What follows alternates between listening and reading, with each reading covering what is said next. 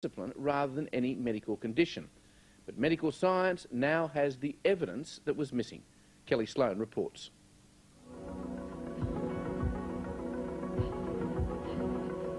These brain maps take us inside the heads of children with attention deficit disorder.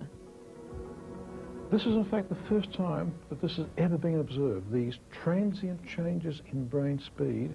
According to Professor Richard Silberstein, it's a huge step forward in our understanding of ADD. You'll have people where families are being destroyed and where the parents, for example, are simply told by well-meaning professionals that really it's all to do with bad parenting.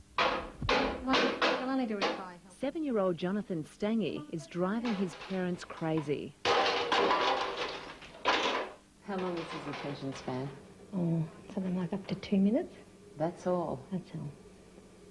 Yeah, that's on a good day. So what's going on in that head of his? That's what Mina and thousands of other parents like her would really like to know. As a parent, you always think, well, what's wrong with this child? Why is he doing this? Or something like that. But then having known that, okay, having been told that he has ADD, that's like a relief. Well, okay, now we know that let's fix it. Researchers are now able to take us into the brain of an ADD child and show us in amazing detail just how slowly they react compared to other kids. It's not a diagnosis yet, but we're told it's a major leap forward in learning how to treat the disorder. These brain maps represent the speed of the brain's processing. In terms of warmer colours mean the brain's acting faster, cooler colours actually slower. Professor Silberstein and his team from the Swinburne Brain Sciences Institute have developed a way to capture our brainwaves in action at real speed. The control group have shown this incredible speed up in processing in the frontal part of the brain, that very important part, particularly the right hemisphere. Okay, Jonathan, what you're going to be doing today is watching this computer here and doing some tasks. And while you do those tasks, we're going to measure the electrical activity that comes from your brain. Jonathan is on medication to control his ADD. Nonetheless, he finds it difficult to sit still for long. He's part of Silberstein's experiment. He's working with Marie Farrow to test his reaction time.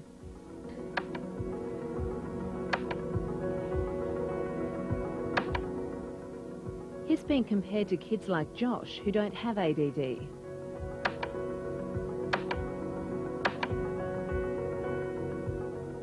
On the left of the screen, we can see what's happening in Josh's head.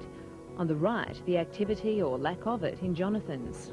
The difference appears to be primarily in the frontal parts of the brain, those so-called executive parts of the brain, which seem to be involved with control of other brain functions and planning. Professor Silberstein is hoping these brain maps will help unravel the mystery of ADD and someday lead to an accurate diagnosis of the disorder. Diagnosis at this stage is based on the idea that there is ADHD and there's not ADHD. We're saying, in fact, that's too simple. There are, in fact, many different subtypes. For young Jonathan, there's a more immediate result from this research. Doctors can now tell just how the medication has worked to improve his condition. I was a bit scared to put him on the medication because of the side effects anyway.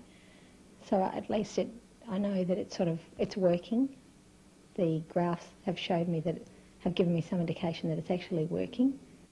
But the brain maps have also highlighted where medicine is not working in some children. That dilemma has doctors stumped. Could we be treating people incorrectly at the moment? It is possible that some people may, in fact, be getting less than optimum treatment. But the good news is that we may be only a couple of years away from figuring that out.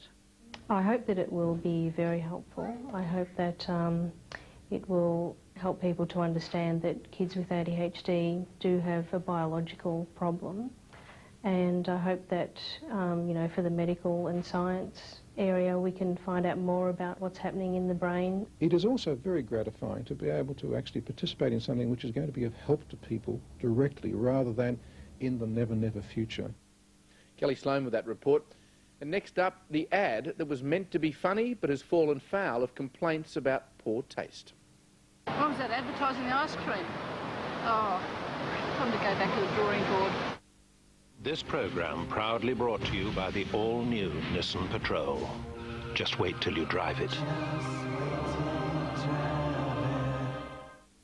In this month's Women's Weekly.